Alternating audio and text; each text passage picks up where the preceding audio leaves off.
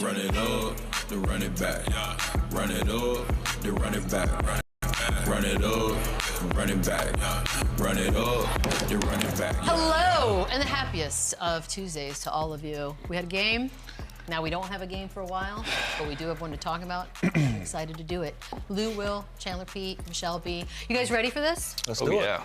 All right, let's talk about game 5. Pacers, Thunder. All right, Jalen, I see you with your 40-point night. One win away from a title for this young OKC Thunder squad. 121-109, your final playoff career-high 40 points, I'll say. SGA with a meek 31. It's weird that that barely gets any love at all. Pascal Siakam finishes with 28. TJ McConnell with 18 points. And Tyrese Haliburton, we will get to.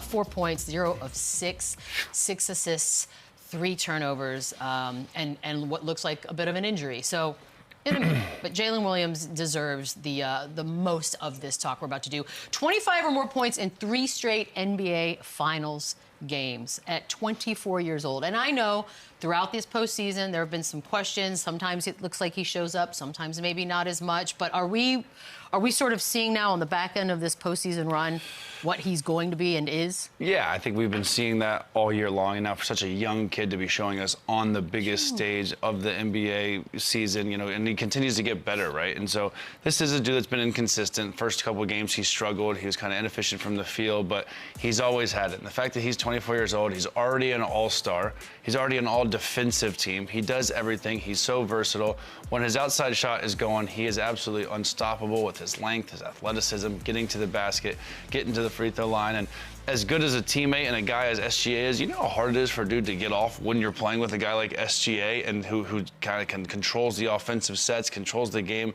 controls the mid-range, and to have this luxury of a Jalen Williams to do it next to him. And during the regular season, he was a bit of a closer for them too. As good as SGA was, MVP, unbelievable season, Jalen Williams was super clutch for them down the stretching games, late in the fourth quarter in games. So he's been doing it all year long, and to see him do it after a slow start this series in the final at such a young age is unbelievable, and we are seeing a star in the making. Man, I thought last night was his most aggressive game in the entire playoffs. Like he had almost 8 to 10 attempts in the first quarter. Like he was going for it, and nobody could stop him from getting to the rim last night. I think that was the turning point for him. He realized nobody can stop him from getting to the rim, and he used that to open up so many different avenues of his game throughout the night last night in this pivotal game 5. But he was amazing. No matter what matchup they had for him, it didn't matter.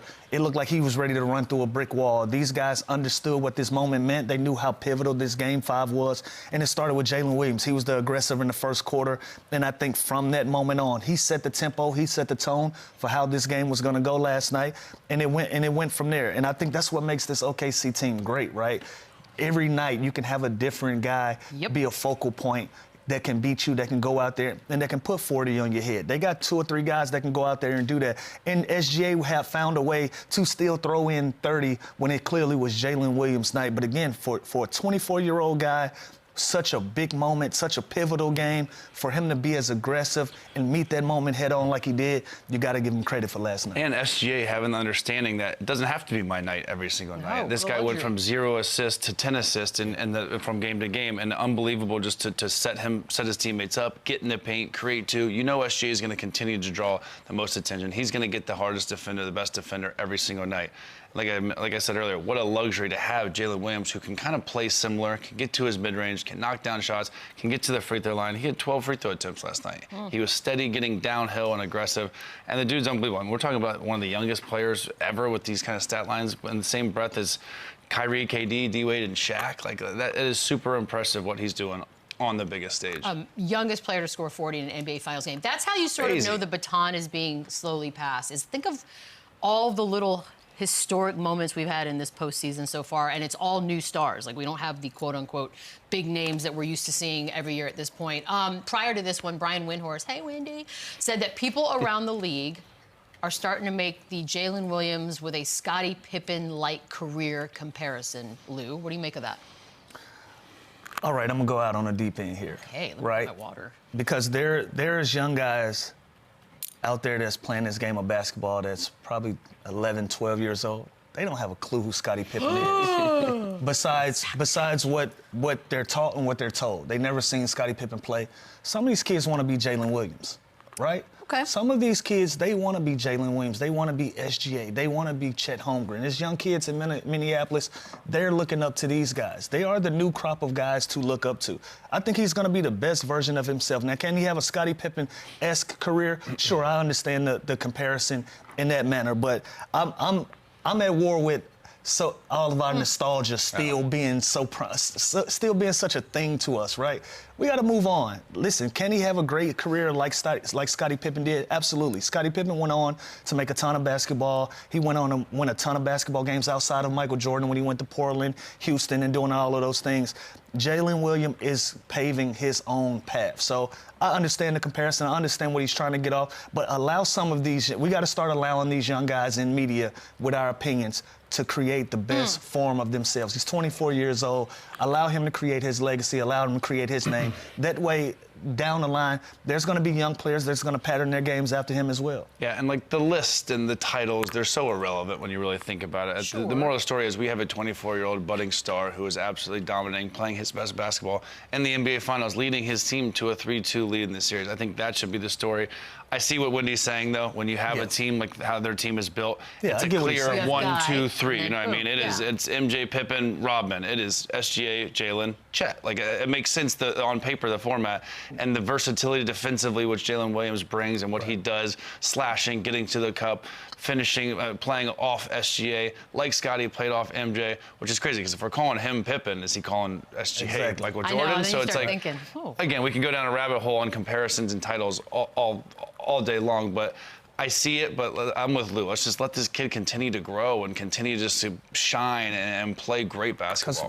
Because what's going to happen is the moment he doesn't live up to the expectation or the comparison that you put on him, it's like he's not as good as Scottie. Nah, he's not as good as Scottie. He'll never win as much as he did. He's not that. Like, no, allow him to have Scottie Pippen's never outscored Michael Jordan in NBA Finals. There you go. He's never done that before. So again, the comparisons, I understand. He's saying style of play. He's saying all of those different things.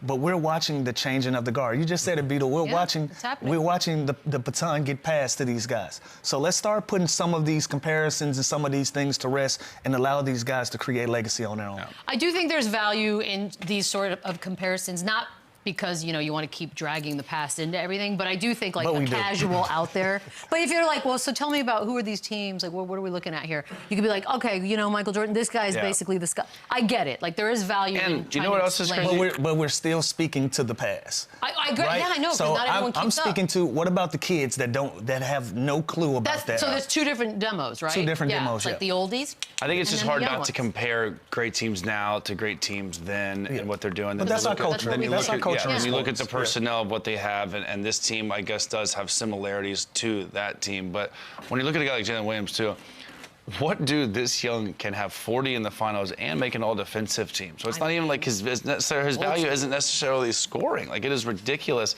the impact he has on both sides of the ball, and to have that luxury of a guy that can do both and bought in on the defensive end this young, it's ridiculous. You know how I knew it was crazy is I got up to go get something out of the kitchen, and I'm watching the game, right? And I got up to go get something, and then they were like, and that's 40 for, and I did a double take to my own TV because quietly I was just like, he does have 40. Like, that's absolutely insane to me. I thought it was some sort of a 30, and I started yelling at the TV, don't run from that 40. No. Go get it. Don't run from it. It's amazing. Now, there was a moment in this one where it got a little bit interesting because they were down by 18 at some points, the Pacers were, and they cut this thing to 95-93 with about 8.5 to go. It looked like something cool was about to happen, and then it didn't, because the Thunder went on to outscore Indy 18-4, and they take the lead back up to 16, almost like that. Lou, when we look back on this and we sort of dissect these finals, and if it does go as it looks like it may go here, will this run be considered a quote-unquote championship moment? I believe so, because I think this was their best basketball play in this finals. And Chandler and I called it yesterday. You did. One of these teams were due for a big game, and we felt like it was gonna be OKC having that big game. And this is something like today when they watch that film, this is something that their coach is going to be proud of. This is going to be something Dagnall is going to say, now this is who we are, because they didn't even do anything special on defense. They were just in the right places at the right times. They were pressuring up. And look, some of these, they're just throwing the ball to them because they're in the right spot. They've been a great team, defensive team all year. But look, everybody is in the right spots. One guy's, they're doubling on the ball. They're in the passing lanes. Look at this effort. That's great. Like that is a play that goes on the film first, and so like. It wasn't like they were just doing anything out of body or special on the defensive end.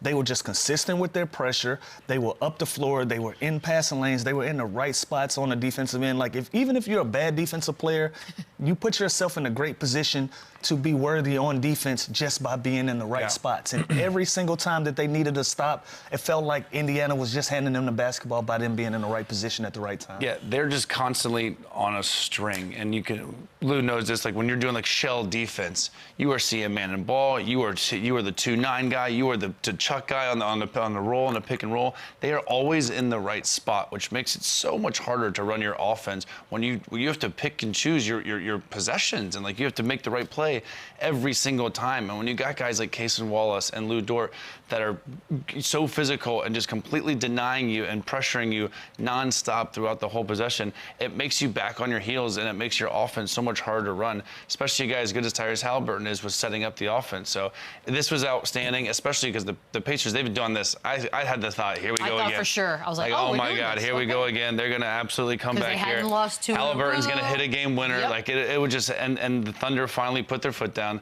They showed growth from the let-ups before, and to go on an 18-4 run and take that lead back and push it and kind of blow it out of the water was a huge moment for them.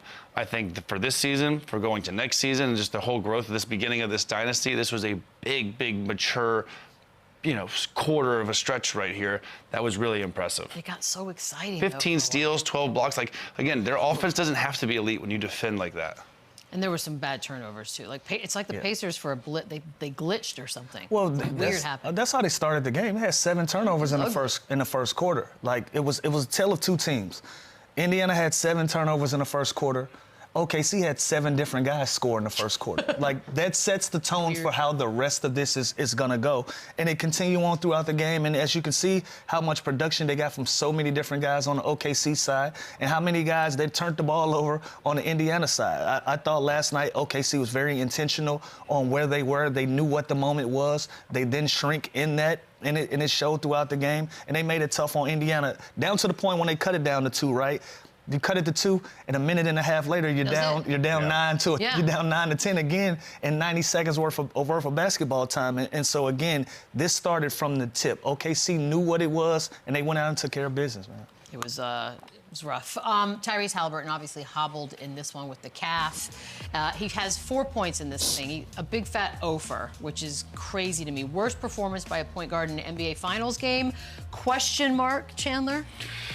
It was bad. There's no way to sugarcoat it. It was bad. When your team needs you the most, big pivotal game in the series. And listen, he's clearly not himself. Everyone's banged up at this point of the season, at this point of the NBA Finals. No one's at 100%, and he might be more banged up than the rest. But this is what comes with getting that label. This is what comes with being the guy. And then when you start talking about that superstar thing, which I'm sure it's going to come up, these are the games that kind of put the question mark by it. You know what I mean? So I think I'd rather, me and Lou were talking about this before, I'd rather have seen him gone 0 for 12 from the field, which again is brutal. But get to the free throw line 12 to 14 times. Get downhill, be aggressive, impose your will on the offensive end without necessarily getting field goals. And I just couldn't help but think, like, imagine if like Jason Tatum did this like last year, or like if a Jokic or one of these guys that we love to nitpick at every little bad thing they do had a game like this. It would be the end of all ends. Like, you know what I mean? Like, if Giannis or Joel Embiid had 4 points in the fourth quarter, we've had a whole segment on them going off on them.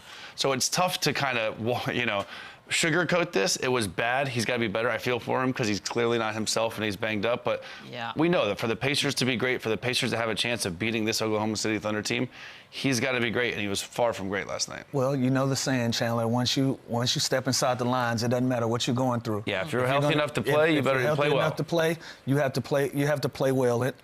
And let me say, I get paid on this show to give my opinion on these things, so feel how you feel about it. He was awful last night, and that goes to show you that it's levels to this conversation being had. There is levels. Like, so if Tyrese and his fan base and the Indiana fan base considers him on the level of the rest of the superstar caliber guys, he deserves the criticism as such. And he was nasty last night. You know, calf or no calf, you got to still be more aggressive. This is the same thing we've been saying all series. You have to be more aggressive. This team goes as you go. 6 assists is great, but you had 3 turnovers to go with it. At some point in this basketball game, I am going to find a way to get a bucket one way or another. He did get to the free throw line. The 4 points that he did have, he got those 4 from the free throw line. But even that took 30 minutes of game time. You got that 3.5, but halfway through the third quarter was your first 2 free throw attempts. Like, at some point, you got to say, I have to stop this bleeding. I got to get myself involved in this basketball game, and I can't allow this to go, especially in a pivotal Game 5. Yeah. Especially in a pivotal Game 5. It looked like the moment was a little too big for him. At that last night, it just looked like the moment was too big for him, and he didn't show up. And look what everybody else around you gave. T.J. McConnell had the game of his life last night.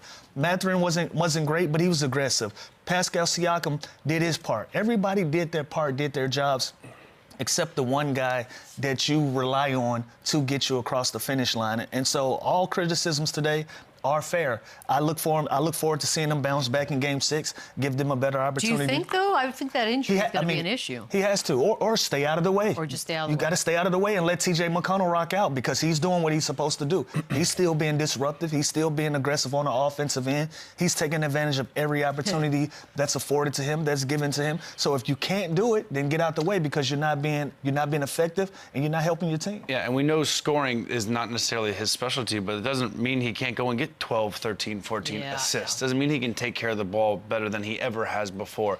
I get it. If he's banged up, his back, his calf, whatever it is, maybe that first step, maybe that boost, which you can see last night, he was a little timid getting in the lane. He was timid driving. He wanted to get off the ball quick. He still had some nice dimes, but he can impact the game in so many other ways, even at 75%, even at 80%. So, again, he laid an egg here last night.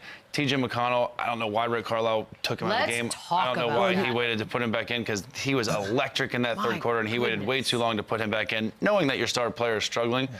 It's a whole other story, and we'll get to there. But Tyrese Haliburton has to be better. Like Luda said, if we're going to praise him and put him and talk about him in the same level and same category as these other guys and put him on that superstar level, then you're going to get criticized like one as well. It's fair so you have to be better in a situation like this.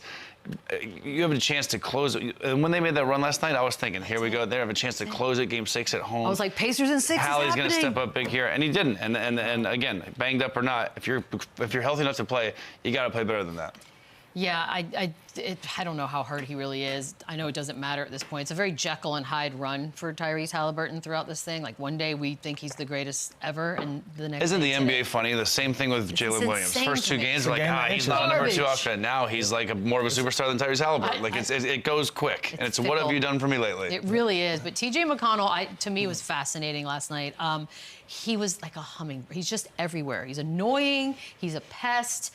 He's hitting threes and yelling, "Guard me," at the other team, which was amazing to watch. He had 13 points in the third. He had 18 total. And he really was a spark plug. And that is my question. I mean, Rick Carlisle, for all the greatness that has been done throughout this playoff run and his career, for that matter, I think a lot of people last night, when you saw TJ on the bench, you were like, why is he on the bench? Well, first, let me give TJ his flowers, because you look at fans and you're like, well, he didn't play like that for the Sixers. Guys get better. Come on, like that's not right. The offensive prowess that he has on his Indiana team, he wasn't that in Philadelphia. He's gotten better, and players get better. So give TJ McConnell for stepping his game up and being a scoring threat. He's always been an energy guy. He's always been a disruptor. But now you're making teams guard you honestly on the offensive end, to the point where you can throw in an 18 off the bench and do your thing and have a 13-point third quarter. That was great. But at the end of the day, you got to put your bread and butter guys in the game. And so for that, even when they're not there, even when they're not there, because we've seen the heroics, we've seen the runs that Holly can go on, and he can put you in a position to win a basketball game based off that. But I do feel like, and imagine if he didn't. By the way, imagine if he didn't put Haliburton back in, and then they lost the game. Then there'd be questions of why is Carlisle not riding this guy? It's going to be questions. It's going to be questions either way. But you have to put if you're Rick Carlisle, you got to put your bread and butter guys in there to give you the best chance that you feel as a head coach to give you a chance to win a game that's been consistent all night. Now, the eye test, he didn't pass the eye test last night. It looked like T.J. McConnell should have finished this game, whether it was for Holly or whether it was for Nembhard, who also kind of had a shaky night on the offensive end. But again, you have to find minutes for T.J. McConnell one way or another in that position. You got to put yourself in a place where you got to put the best 5 guys that's playing the best basketball at that time to win a basketball game. But again, you don't expect that to be your star guy. You don't expect it to be the guy that's not giving you a chance to win that game. So that put Carlisle in a trick bag, and you got to put Holly back on the floor. Just imagine the game where Hallie hit the game winner, where Carlisle doesn't burn the timeout. He clearly trusts Tyrese Haliburton. He's done enough to show that, to respect him, to trust him, to have him at the end of the game. So banged up or not, like Lou just said, you want your guys in the game to finish the game. I totally understand that. Now, when you have a third quarter like T.J. McConnell and you have just completely brought this team back, gave this team life, gave this team energy. He shut down the crowd. He shut down the crowd. He got their bench on their feet. He completely turned this game around. 13 of 18 points in the third quarter. That whole run was T.J. McConnell. All of it. So I do think every single bit of it. Yeah. He earned. I don't care how much you trust the other people on your team. He earned the right to be in during that stretch in the fourth quarter. So I think that was a coach mistake. And we talked about the adjustments that Dagnot's made, switching up the order, going small, going 2 bigs. Carlo has to match that, and he's got to capitalize on these situations too. So I do think that was a mistake.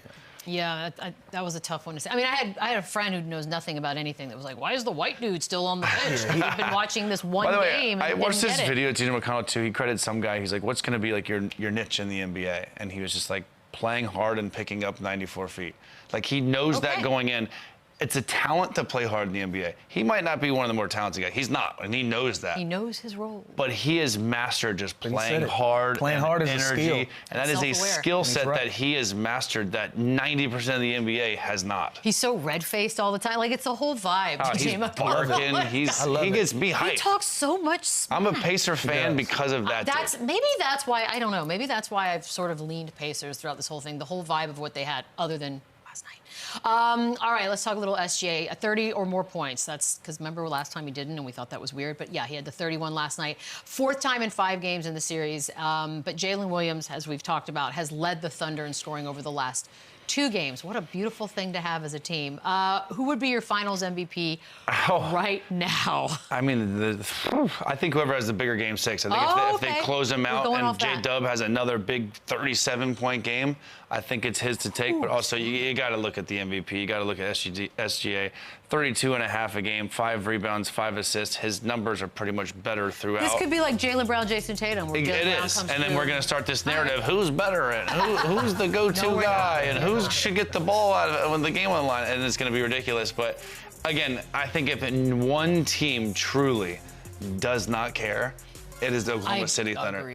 These guys will, whoever wins it, the other guy will be right behind them to get the trophy. I could see them breaking the trophy in half and splitting it. Like that is how cool and how the camaraderie of this team has. So my pick right now would be SGA, but again, I think if they close out in Game 6, I think whoever has it in one of those big explosive games can kind of get the nod. But that's fair. I think they're thinking the team trophy before they really don't care. I'm in agreement with Chandler. I don't think they care, but right now it's SGA's. At the end of the day, 32.5 is a big number, right? That tells you everything you need to know now. It may come down to field goal percentages and things of that nature, but when you got 32.5 and 5 and 4.5 rebounds to go with it, and you're a perimeter guy, that's still gonna be your Finals MVP. But I don't think it doesn't matter. All 12 of these guys are gonna go to the podium anyway, and they're gonna have their hats on and their trophy and this and that. And I don't wanna burn the cheese for them because they gotta finish the job. But I think it's still SGA's to lose. Yeah.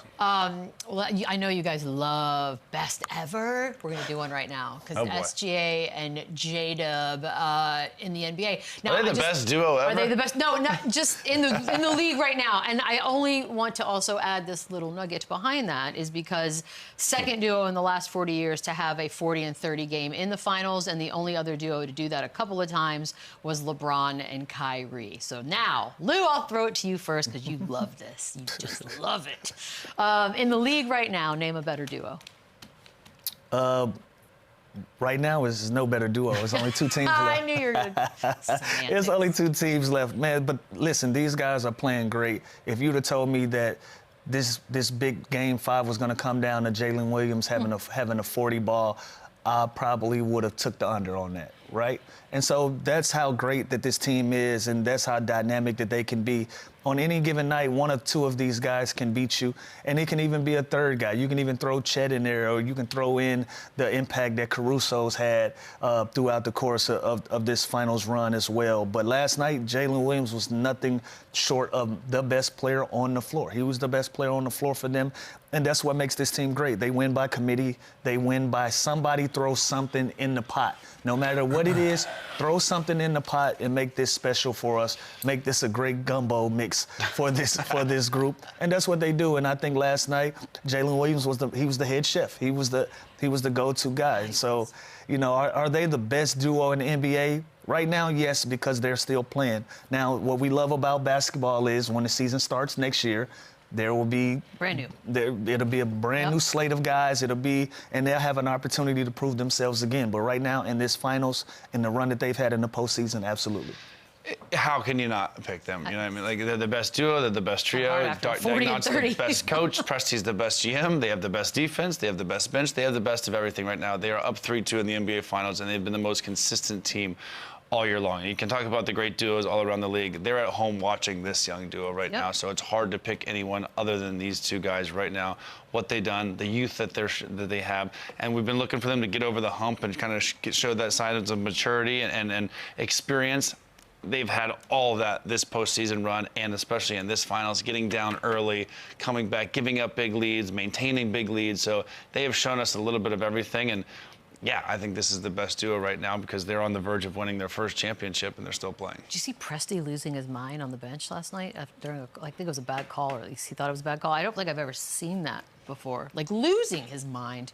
Wendy had another thing last night saying that SGA is a guaranteed Hall of Famer if he leads them to the title. He already is a Hall of Famer, because if he doesn't win it this year, he's going to win it. Wendy, does that make Jalen Williams an automatic Hall of Famer with the Scottie? He's already a Hall of Famer, though, because, by the way, he's not going anywhere, and this team's not going anywhere. So let's say magically they lose these next two games and don't win this championship. He's still a Hall of Famer because they're still going to be in the hunt for the next 5 years with how they set up this team and how young they are and how good this core is together. So, yeah, I agree with him if he wins it for sure, but I think he is already. He's already stamped his approval. He's already his 26-year-old MVP, can play defense, can impact the ball on both, and he wins games. Yeah. He's already a Hall of Famer. He is. I think this is happening. To me, the real conversation is he a best Thunder of all time? Because I do think there's something about when he wins this title. You're hopping on board? It feels pretty enough. Okay, see I think 6? the injury to Haliburton. No, I'm not doing all that. Atta girl.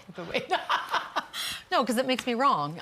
But I think to me that's a more interesting conversation, just because the names he's going up against for that title are legends. Well, I mean, at this point, all of those guys are MVPs. Yep. And what's the one thing that's the one thing that's missing that the other guys weren't able to accomplish? They got there.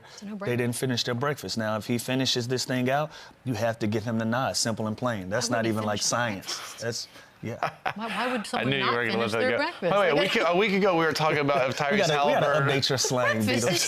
We gotta get your slang up. Isn't the NBA so funny that a week ago we were talking before the show that if the Pacers win this, is Tyrese Haliburton a Hall of Famer? The greatest Pacer of all time. Yeah, like it changes. It's so hard to have a show every single day.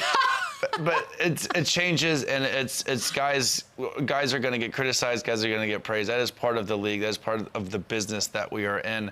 But it's hard to judge anything wrong that the Thunder are doing right now. I got no notes, including on their defense, because here is some fun. Before this series started, the Pacers were averaging 117 and under 13 turnovers a game. In this particular series, they are averaging 109 and 19 turnovers a game. We know their defense is good, Lou, but where is it up there with, I mean, we're talking Spurs, Pistons of the past. Like, there's some good defensive squads that we've seen. This is legit. Another comparison. You don't have to say best ever, but just talk about how I don't know where they measure up best ever. I know this year they were the best defensive team that I've seen in a really, really long time. They don't allow you anything easy. Any drive to the rim, they're gonna collapse. Any driving kicks, they're gonna rotate. They just do everything by the book. You know, it's hard to get 5 guys on the floor at the same time to buy in. They've been blessed to have 7 or 8 guys that go out on the floor and they've bought into a defensive strategy that works for them based on the personnel that they have on this team. And it's worked. They got size, they got length, they got speed, they got quickness, they got guys that can finish and transition after they force turnovers. They got the perfect storm, you know, and so where do they measure up in history? Who knows? I definitely know I don't know where they measure up in history now. In my career, I was focused more on putting the ball in the basket. Buckets. Yeah, I mean, that's kind of the tell, right? The fact that we don't talk about defense much ever, this is what we talk about. Think about the NBA now, how much tell. it's changed, and all we talked about all year long is the pace and the three-point shooting, and the it's ruining the game. Points are too high a game. You see 135s to 145-point games. This team does both. So I think, and the fact that, like me and Lou always talked about, they don't have a hole. They don't have weaknesses on defense. It's nobody you can pick on. You can't pick on anybody. And a lot of times you see these teams that are good offensively and defensively. You go at the best offensive player. You can't do that with them. You can't go at SGA. He locks up. Guy, I think he had 3 or 4 blocks last night, for God's sakes, from the point guard position. Jalen Williams, you're gonna go at him. Good luck. He's an all defensive team. Then their depth. Everyone off their bench can clamp. This guy, Aaron Wiggins, is unbelievable, and he's making shots. He's defending. Cason Wallace goes from starting in the NBA Finals to off the bench. His minutes get limited. He still comes in and just hounds you 94 feet. Caruso, we know his value last night. I said this before, too. You told me last night Caruso had 15 points and 6 rebounds and 7 assists. I'd be like, yeah, you played great. He had 2 points last night. He still played unbelievable. I had the same feeling after the game that when he had 20, because his impact and his effort was still there. It didn't alter based on his shot making or his shot attempt. So it's crazy. Yeah, even the story that's coming out about blow-bys for SGA, his blow-by percentage is sky high. It can be sky high when you know for a fact I got help behind me. That's a great point. I got help behind me. I know that help is coming. So if a guy gets past me, I know that's not the end of it. It's not going to result in a layup because we got help side defense and we're going to rotate out. So some of that is by design. Now, I'm not saying that he can't sit down and play better one-on-one defense, but even if a guy gets past him, he can close his eyes and know for sure that help is coming behind him and they're going to collapse on that offensive player that's going down the lane. And so, again, when you have a defense and you have no holes in it, and there's nobody to pick on, you got to put yourself in those conversations with the best evers around the league. And we talk about offense sells and all this. Think about the last 2 champions. Well, possibly the Thunder, great historic defense, and last year the Boston Celtics, they clamped. They can score. Yes, they had a great starting 5, but they were one of the better defensive teams. So it still matters. What if people just started saying things like defense wins championships? Yeah, would that how about work? that? That would be something to think about. I always thought it was just a saying. But here we are. All right, guys, we're going to take a quick break. A little who says no on the other side, because the KD stuff, it grows by the day. We'll be right back. Run it up, run it back, yeah. Let's do a little who says no. Okay. The rumors are out there, obviously. You can't get away from them because you got 12 days off in between games. So who's getting traded in the offseason? Kevin Durant, obviously one of the biggest names out there that we keep talking about. I'm going to throw out some scenarios. You guys got to tell me who says no. Chandler, I'll start with you on the first one. Okay. Phoenix Suns are going to send him to Houston for Jalen Green, Reed Shepherd, a 2027 first-round pick, and a 2028 first-round pick, and a 2030 first-round pick. Boom, go. Who says no? Dang. I kind of like it. I kind of like it for both. And by the way, with the boatload that Desmond Bain just got at the picks wise, it changes everything. It changes my whole perception on this. I think Reed Shepherd's a great young talent. Yeah, rookie of the year. Top 5 pick. He was my rookie of the year pick. Couldn't get off the bench in a deep Houston team. That's fair. Jalen Green's kind of this star that has so much talent and so much potential, but I think Sengun's their guy going forward. And I think Kevin Durant kind of pairs nicely with Sengun. I think Phoenix would possibly want more, but the idea that KD wants out. Phoenix would want more? I think so. I think they'd want a little Sengun-y, but I don't think that's happening. He's not 31. But think about it. Now all of a sudden you got Jalen Green, Reed Shepherd, Devin Booker, Bradley Beal. Like now at least you have some assets. You need some. But you got a lot of like-size guys. And you need some bigs, and you need some size there. But I think this is. If you're Phoenix though, you gotta continue to go. You got 4 like-size guys that do a lot of the same things. So maybe that won't be it. Yeah. So nobody says no? This is a good But one? I don't say no, though. Okay, we're no say no. Yeah, we I think don't this is say pretty no. fair. I don't say no. Let's look at Miami, shall we? Another income tax-less state. Suns are going to send him to Miami for Wiggins, Duncan Robinson, Jaquez Jr., and 3 first-round picks. Lou, you're up. Who says no? That's a lot. That's a lot. I can't even think of who else is on this Miami Heat roster. So then it's just Tyler Hero and... I was about to say, after you get rid of all of those guys, who's left? You got, it'll be Bam. KD, Bam, and Tyler Hero as their core. We only need 3, really. Yeah, as their core, I say no. That looks like a lot for me, especially with how Miami Heat, how this team has been built over the years. Like, you just bring Wiggins in, you just Duncan Robinson. You've been trying to figure it out, but Jaime Jaquez is still trying to find his foot in a very young guy that has a lot of potential. And 3 first-round picks to go along with that, I say no. Yeah, I don't love it. I don't love it for either. I don't think you get that guy back for Kevin Durant, but you do. It kind of helps you with the not rebuild, but it helps you just with the depth of your team if you get 3 players and all these picks. But I don't think this works. Okay, so that's a no. That's a big fat no for us. All right, we're moving on to Ja Morant. Okay. I know they said what they said, but Miami receives Morant and Huff. Look what the Grizzlies get back. Well, we're just going to throw Jay Huff in the mix. Well, just because we had to. Money. This is okay. This one's interesting to me. Oh, okay. Now, I don't know about makeup of the team. Nikola Jovic. Yeah, Jovic. Okay. You got your eyes. Who, by the way, Jaquez again. Could be a stud. Okay, Chandler, then take us through it. Miami says no. There's no way if Pat Riley wants to deal with Jimmy Butler, he's going to deal with Ja Morant. Ooh, great point. You're doing no personality notes. There's no chance that this would happen. I can't see it. I would say no if I'm Miami.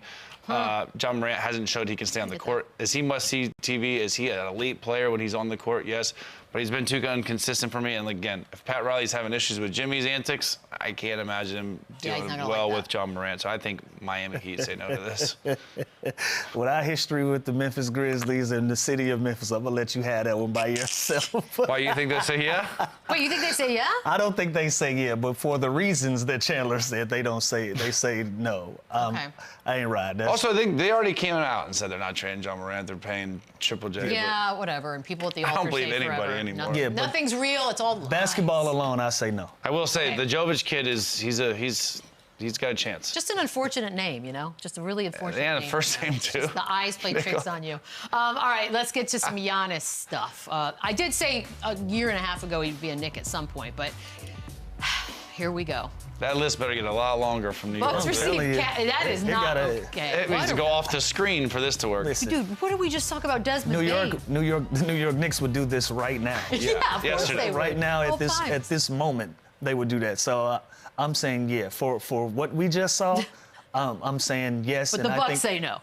I think the Bucks say no for sure. They need to add. They laugh, actually. Deuce McBride. They need to add Josh Hart. They need to add Campaign in there. Throw in Tibbs if you can. Call him back. This is brutal. This shit. Or sorry. There's no way this is happening. Okay, so that was laughable. Hanging up the phone. Excuse my French. Let's go to that one got you. Let's go to Houston because that's. I do think Giannis brings in more at this point than Kevin Durant. Here's a better list. This makes. I don't even gotta read it. This makes more sense. By the way, we're starting off right up top with a number 10 pick right away, and then Şengün, dude. Yeah, gotta throw. Now we're talking. Hold on a second. Exactly. Gotta throw Jock Landale. And now you throw Jock in the mix. If you throw Jock in it, that gets it done. Yeah, this now again, it makes more sense. This is, I think, the haul that Giannis is going to bring in, right? If you just saw what Desmond Bane got, where he got 2 rotation players and 4 picks, I can't imagine what Giannis is going to bring in. So now we're talking. Again, I think Houston would be a little hesitant to put in Şengün, but we're talking about a guy like Giannis who you can win now with more so right now, who is 30. So then you keep Jalen Green. I would definitely do this if I was Houston, if I could take out Şengün and put in Jalen Green, but then I don't think Milwaukee would do it. Yeah, I think Houston says no to this. Yeah. Şengün is their guy moving forward. We obviously know what Giannis is and who he can be for whatever franchise that he plays for. But if you're building a guy and he's becoming your center stone, he's becoming your centerpiece for your team, you don't just trade him away. Obviously, Giannis is going to give you an opportunity to win games immediately.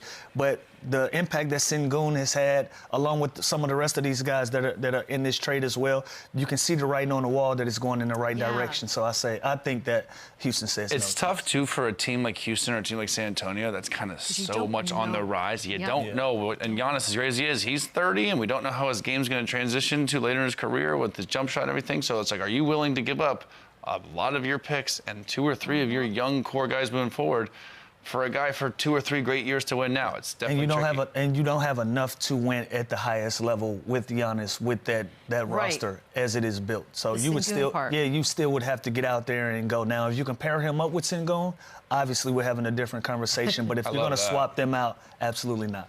Okay, so we need to tweak that one, and then we'll get back to you on the trade if we decide we want to do that one or not. It's just so much fun. I can't wait for this to hurry up and start. If this popped up last week, would you trade Desmond Bain for 4 picks in case we would be like, no chance? Like, so that's who a knows? Joke. And by the way, that's not a disrespectful. It's just that's insane. Quick break on the other side. I'm not even going to tease it. I'm just going to let you guys be surprised by the question on the other side. Okay. We got it right here. Okay, well that's. Is LeBron still good? Guys, we gotta keep buying that. Not okay. I know you cheated and looked ahead, but some sources are saying that LeBron could opt out of his player option and sign a 2-year deal near the max with a player option for the 2nd season and a no trade clause. I mean, okay, Lou, you buying that? Yeah, I'm buying. He hadn't showed any signs of slowing down. Yeah. He's still effective. He's still LeBron James. Like, you're getting what you in ticket sales and impact alone, you're getting your money's worth with LeBron James. So I'm definitely buying that he can be elite and he can be worth this money for 2 more seasons. And like I said, even if he's not elite, it's LeBron James. He's still worth the cost of admission. Yep. He's still worth it. So yeah, I'm buying. Yeah, he deserves it. He's earned it. He was so good this year at that age. It really was remarkable what he did. And again, could there be like tricky ways like what Dirk did in Dallas where they money can stuff. backload it or they can kind of get him somewhere else on it to make their team better? And if he truly just wants to win now, that'd be big. He can prove that by kind of taking a team-friendly deal or, like I said, backloading or do something to where you can go and get another guy, get that lob threat for Luka, and put yourself in contending situation. But you can't be mad at him if he takes full max too. He deserves it. I know, but I feel like as a Lakers fan, you'd be like, please do that. You kind of would. You'd feel a certain type of way So because you're taking up all the salary cap and stuff. But again, we're talking LeBron James here. LeBron James. This one's interesting, Chandler. Tracy McGrady said that Jamal Tinsley had better handles than anybody he's ever seen, including Kyrie Irving. Listen, you got to go way back. I'm old enough to know Jamal Tinsley had pots and pans. I think they used to literally call him pots and pans. Him pots and pans. That's awesome. Like he had that thing on a rope. That's so like the worst best nickname ever. Again, if we're talking that some people that like Scottie Williams don't know who Scottie Pippen is, you got to really dig deep here. But Jamal Tinsley is more our era. He had handles. And again, this is Trace McGrady's opinions. I can't disagree with it, but I think Kyrie Irving is that guy with the way he handles the ball, but he's more my generation, more my era. But Jamal Tinsley had that thing on a rope.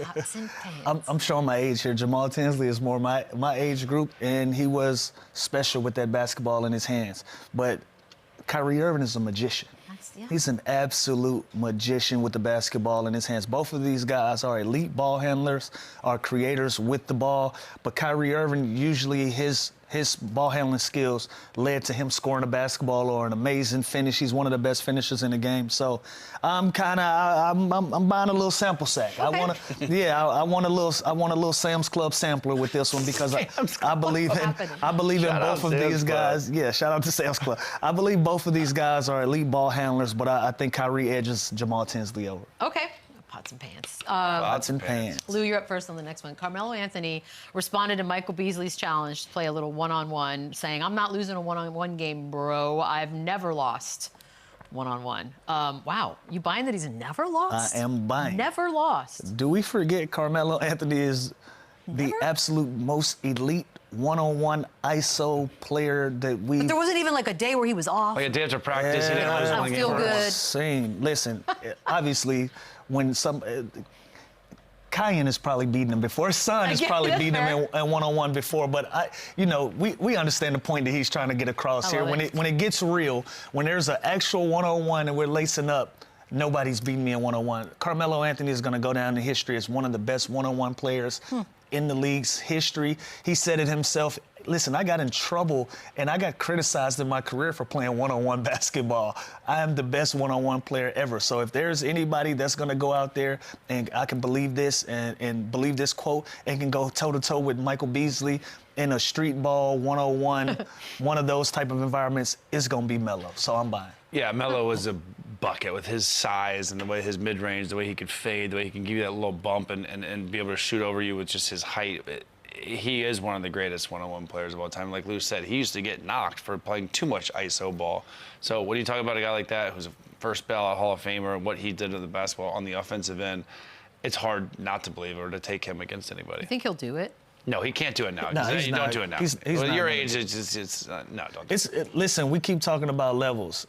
It's going to be hard to get some of these Hall of Famers to leave their podcast and their couch and coaching their sons up. Like, what does Carmelo Anthony gain from playing him one-on-one? Carmelo doesn't gain anything. What I like about it is that we're having these conversations because nobody's legacies are on the line in these one-on-one games. These are fantasy things, and we live in a time where some of these things can actually come true with the platforms that we have now, where guys can go play one-on-one, play 3-on-3, have different other opportunities to continue on and play basketball. I don't think this will ever happen, but he has nothing to gain or lose from this. It's just something that we would love to see. Chandler, Magic Johnson, ooh, it's going to be a good one, said that the Knicks lost their swagger when they traded Dante DiVincenzo. Are you buying that? We're not going to put a picture of Dante. Did he tweet it? Rude. No, I'm not buying that. And I love Dante DiVincenzo. I think he's a great player. I think he kind of embodied his role there. He was a fan favorite, everything he did. Absolutely. I just can't blame that he's the reason of the Knicks Something losing did to change the a little Pacers. bit. I think no. To answer the question, no, I don't think Dante DiVincenzo is the reason. I think this team is good. I think they are primed to win. I think they have a really good starting five, and I think they will figure it out. But no, I don't think losing Dante is the exact reason. I don't know if they'll figure it out. I feel like something just changed. Yeah, not buying Magic. Changed. Not buying Magic. That was a hot take, but yeah, I'm not buying. They lost to the team that's still playing basketball. That's not a loss of swagger to me. They could have played better, but every team that's sitting at home and on vacation could have played better. That's fair. But they did their thing, and they lost to the Indiana Pacers, who, have a Game 6 coming up in a couple of days from here on out.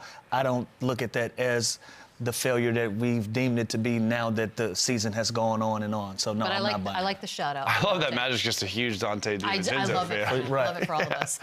Taking a quick break. More Run It Back on the other side. Run it up, All the people you run it up, run it back.